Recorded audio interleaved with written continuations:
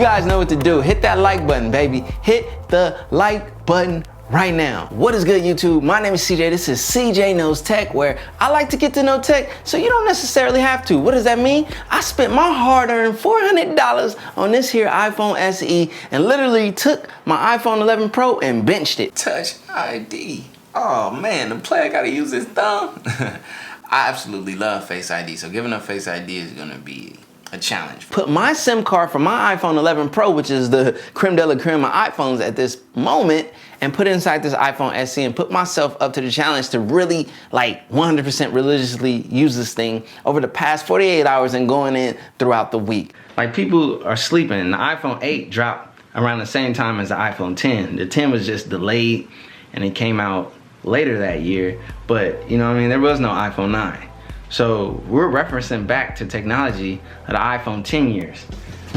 The 10s came after, and then the 11 Pro. So we're only a couple years back on technology, and that's super relevant when we're talking about Apple terms, because you know Apple does not slack. And the fact that they put the latest A13 chip, I know I'm gonna keep saying that over and over, but I don't think people realize the astronomical relevance of that. So I'm gonna give you guys a second update a week later and let you know how it's going. But as of right now, I wanna clarify and clear the air on the iPhone SE. It's a lot of technology snobs out there. You're gonna see some people really degrading and talking down on this smartphone from the perspective of someone who has a standard of flagship high-end phones. And that's not what you can do with this phone.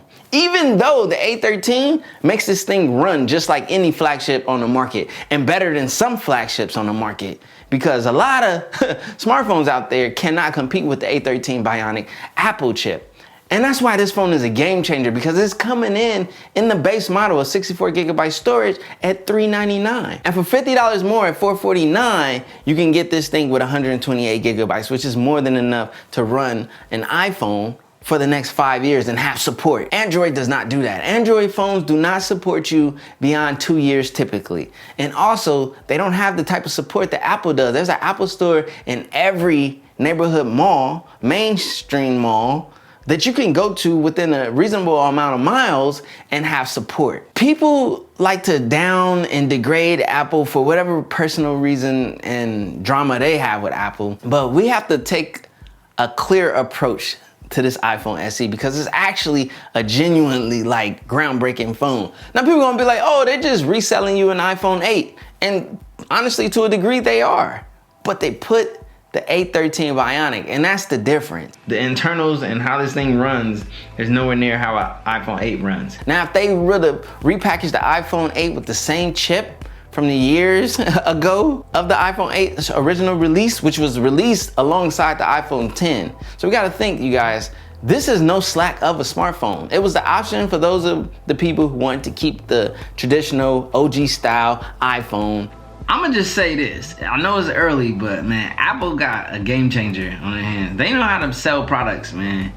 This phone is gonna sell in that year. And then they were bringing out the iPhone 10, which was the brand new groundbreaking notch filled, so much more screen to body ratio smartphone, flagship specs, OLED, all of that good stuff. So the number one thing for someone like me coming from an iPhone 11 Pro was in the display. Like, look, the display looks fine, you guys. I'm not worried about display at this point. The only thing with the display, like I said earlier, is the sizing of it. That's my biggest gripe. The 4.7-inch display. In the beginning, that was just for the first day. The screen is pretty small, so it's an adjustment. Eventually my eyes and my brain will adjust. It took some getting used to. Now, I just want you to know there are technology snobs out there, and they're just gonna hate and try to shred this device. But they're not being compassionate to the people who this is what you can afford. We're talking about a phone that's at $400, and if someone getting this phone because that's in their price point and their budget, I mean, at that point you can't be too choosy. Now, yes, there's other phones you probably go get and maybe have a bigger display in this price point, but it's not gonna move and groove as smooth. You know, your ideal phone that you're shooting for, and you get to join the Apple ecosystem at a great price and a great device. I'm gonna speak to you and open up your eyes as to why this phone is absolutely great and why Apple is changing the game. My first hurdle was the display. One thing I really noticed, and I tweeted out about this, is like, even though a lot of people don't like the notch, they hate the notch and so forth, the reality is a smartphone from Apple with the notch gives you so much more screen real estate. You realize the constraints of the screen without the notch. You know, took a day.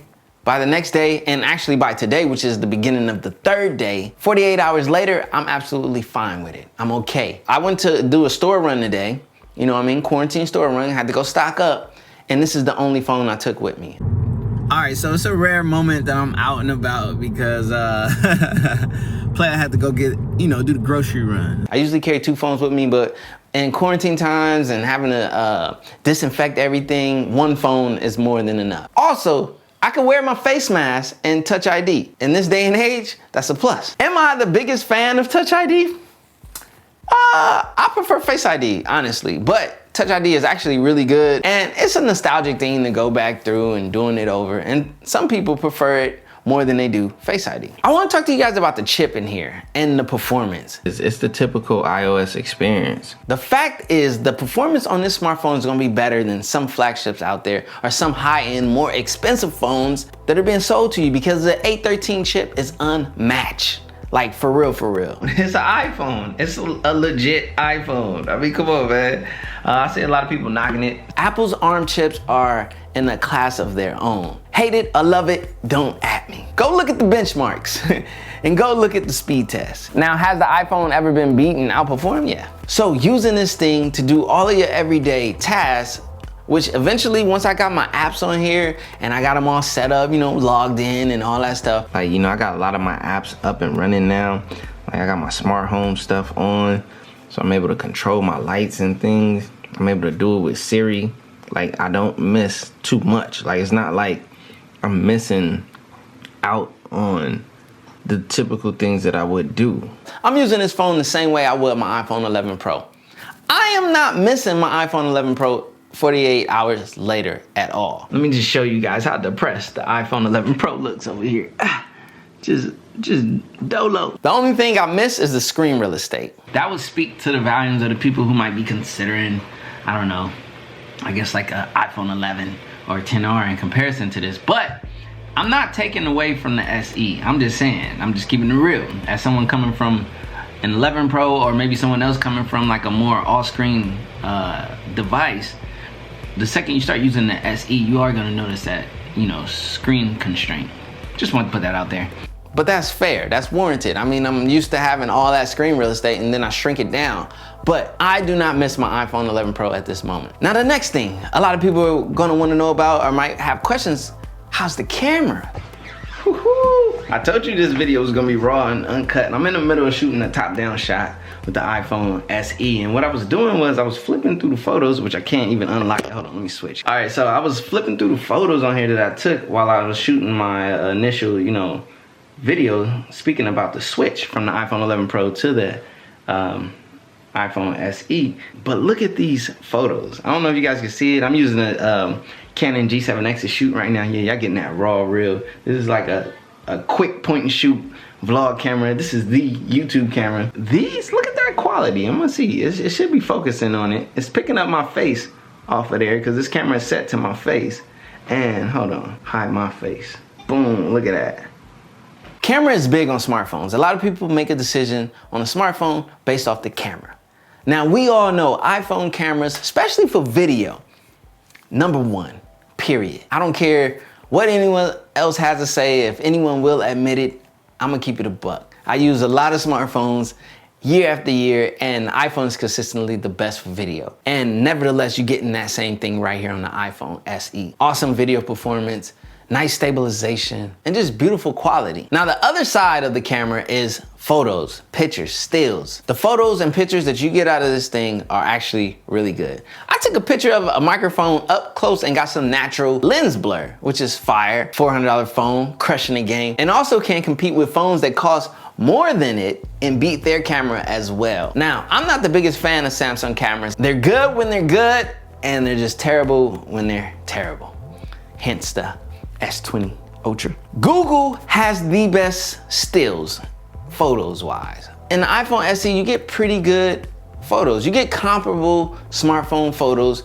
They're a little contrasty and they're warm, which is the characteristic of iPhone, the warm side. But you can always lift contrast in the editing app if that's not to your liking. The fact is, the photos that you get out of this thing are very usable, very good, and you get high quality uploads to social media. So to all of you who have dealt with Android and you're stubborn in that system, but when you go to upload to IG, you just wish the quality was better. Same thing with Twitter and all of that. Well, you can buy this $400 joint right here and have access to that ecosystem and that high quality photography and graphic upload and video upload and, you know, high quality IG stories. I'm just saying, at $400, this could be your side chick, but you're being warned. The side chick could turn to the main chick without hesitation. Trust me, I know. Another thing to keep in mind with this iPhone SE is the build quality. The build quality on this thing is really, really good. Apple's build quality is always extremely well built. And with the aluminum or aluminum sides, I always say both just to clarify for both sides, whatever side you with, pick a side, all right? It just allows for a nice, compact, high quality glass, lightweight, thin smartphone. This thing looks amazing, performs amazing, and is amazing. Also, another really dope thing about this iPhone SE, which comes into entertainment consumption, is the stereo speakers. The stereo speakers on this iPhone SE are good.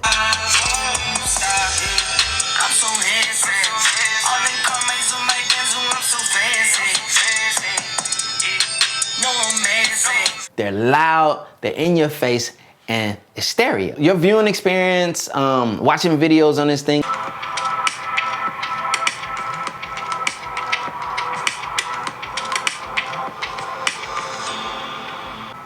What is up, YouTube? My name is CJ. This is CJ Knows Tech. Listening to music or just talking on the speakerphone, which is another great point on iPhones. They have some of the best call quality on the market. This phone right here does not disappoint. Yes, I'm hyping it. I'm putting all of this sauce on it.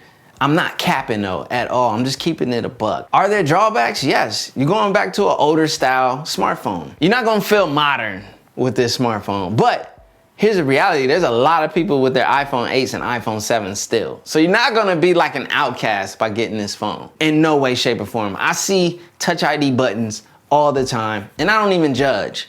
Because who am I to judge? Like, if it's working for them, let it work for them. And for those people coming from those iPhone 7s and iPhone 8s, they can actually get the iPhone SE, have something familiar, but with the new chip and a longer lasting longevity of updates and support. For those people who love this style phone, attached to the Touch ID and the old school iPhone, you definitely want to get this phone to maintain that, and you can carry that out through the next 4 to 5 years at today's speed and performance. No, it's not the most modern smartphone, but does that really matter?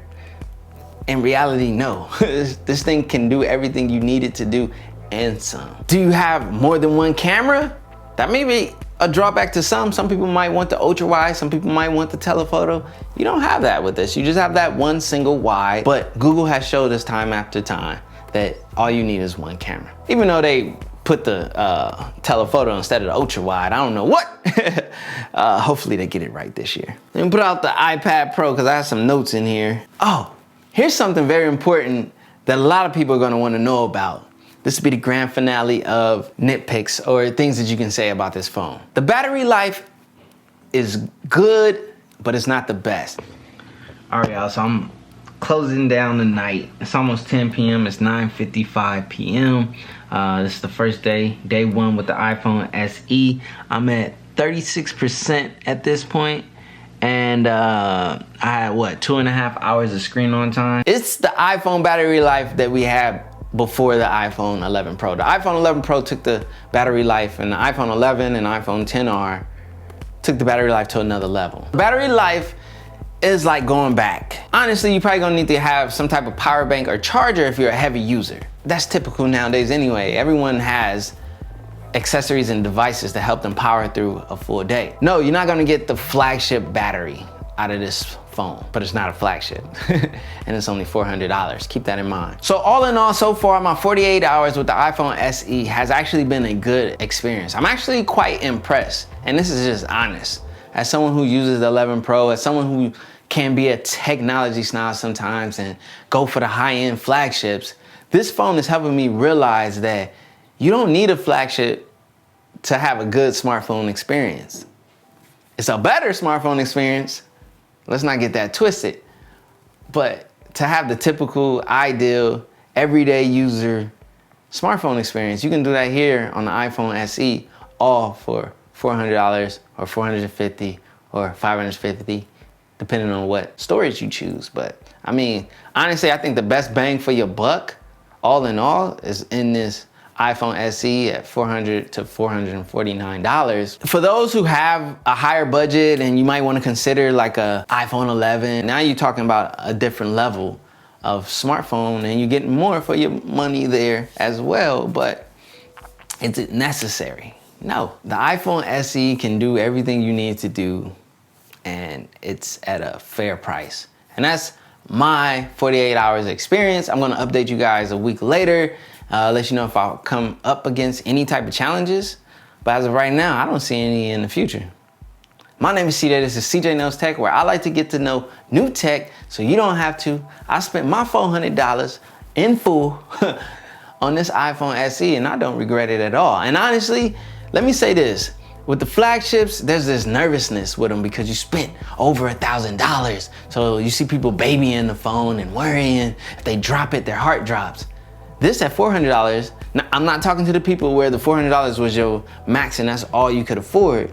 But to the people who can afford a flagship, but say if you have a $400 phone and you're using it, and if I were to drop this and crack this, to spend another $400 to get another good working phone and still be under what it costs to spend on a flagship, I'm winning. I'm gonna stop rambling.